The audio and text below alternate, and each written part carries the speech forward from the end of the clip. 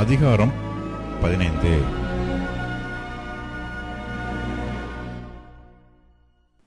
பின்பு வானத்திலே பெரிதும் ஆச்சரியமுமான வேறொரு அடையாளமாகிய கடைசியான 7 வாதைகளை உடைய 7 தூதரை கண்டேன்.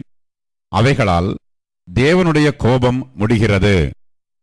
அன்றியும் அக்கினி கலந்த கண்ணாடி கடல் போன்ற ஒரு கடலையும் மிருகத்திற்கும் அதன் சொரூபத்திற்கும் அதன் முத்திரைக்கும் அதன் நாமத்தின் இலக்கத்திற்கும் உள்ளாகாமல் ஜெயம் கொண்டவர்கள் தேவ சுரமண்டலங்களை பிடித்துக்கொண்டு அந்த கண்ணாடி கடல் அருகே நிற்கிறதையும் கண்டேன். அவர்கள் தேவனுடைய ஊழியக்காரனாகிய மோசேயின் பாட்டையும் ஆட்டுக்குட்டியானவருடைய பாட்டையும் பாடி, சர்வ வல்லமையுள்ள தேவனாகிய கர்த்தாவே, தேவரீருடைய கிரியைகள் மகத்துவமும் ஆச்சரியமுமானவைகள்.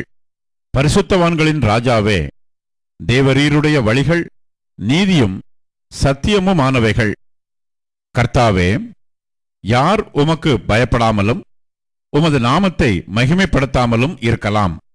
தேவரீர் ஒருவரே பரிசுத்தர். எல்லா ஜாதிகளும் வந்து உமக்கு முன்பாக தொழுது கொள்வார்கள். உம்முடைய நீதியான செயல்கள் வெளியரங்கமாயின என்றார்கள். இவைகளுக்கு பின்பு நான் பார்த்தபோது, இதோ, பரலோகத்திலே சாட்சியின் கூடாரமாகிய ஆலயம் திறக்கப்பட்டது.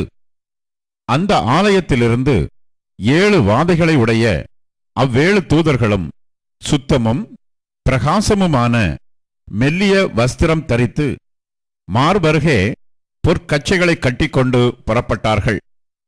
அப்பொழுது அந்த 4 ஜீவன்களில் ஒன்று சதா காலங்களிலும் உயிரோடு இருக்கிற தேவனுடைய கோபாக்கினையால் நிறைந்த பொற்கலசங்கள் 7ஐயும் அந்த 7 தூதர்களுக்கும் கொடுத்தது.